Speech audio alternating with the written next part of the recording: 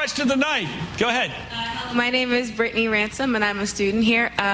In the past recent years, there have been some cuts in federal funding and student aid.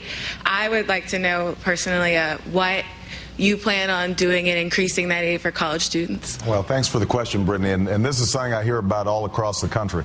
And first of all, I've got a personal stake in this because when Michelle and I graduated from law school, our combined monthly student loan was more than our mortgage. And that was true for about 10 years. And we were luckier than most because as attorneys we could make a little more than if somebody was a teacher or somebody was a social worker. We've got to deal with this.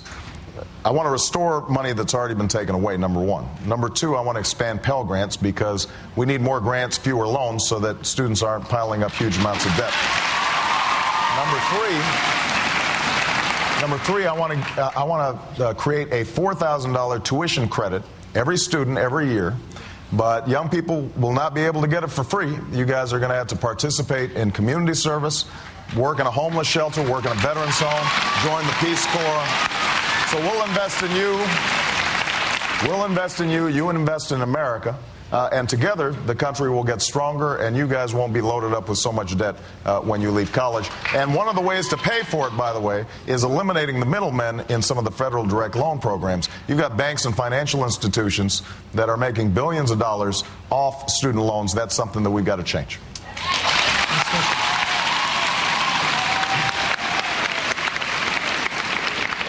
Hi, my name is Shane Daniels. I'm interested in how has this campaign and your situation with your pastor affected your spiritual life, and how will that influence your presidency? That's an interesting question. I am a Christian, and I pray every night. And when you're running for president, you pray even more. Although it's interesting, what I pray for, the longer I'm in this, is less about me and more about, first of all, making sure my family's okay. But the second thing is that whatever I'm doing is actually good for the people I want to serve and good for the country. The longer I'm in this process, the more you realize that you're going to be successful if you can get your ego out of it and focus on the job that needs to be done and what people are going through that I talk to every day.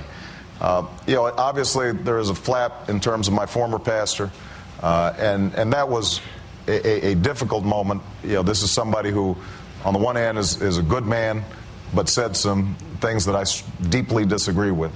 I tried to give a speech here in Philadelphia to indicate the broader context of the anger that still exists and the resentments that still exist between the races.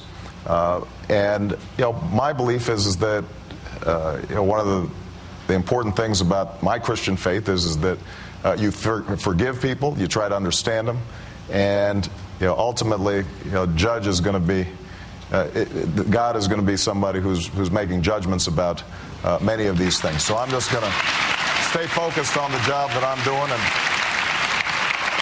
and hopefully you'll pray for me too.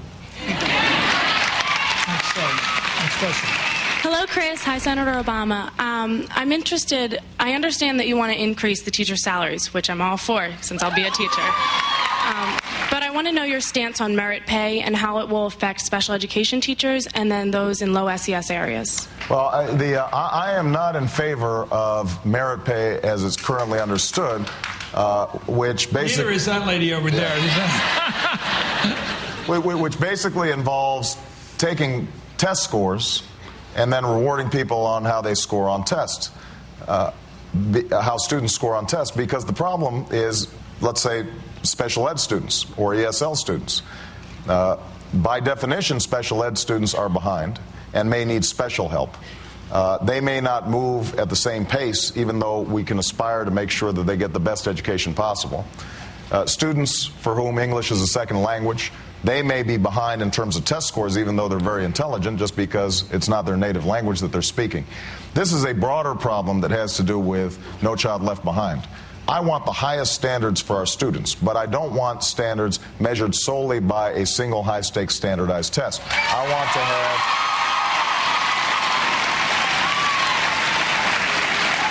want to make sure that our standards are crafted with educators, with teachers. I do believe in creating career ladders for teachers so that if they become a master teacher, if they become nationally board certified, if they've done other things to improve their own professional development, that they can potentially get more pay. I think that's important.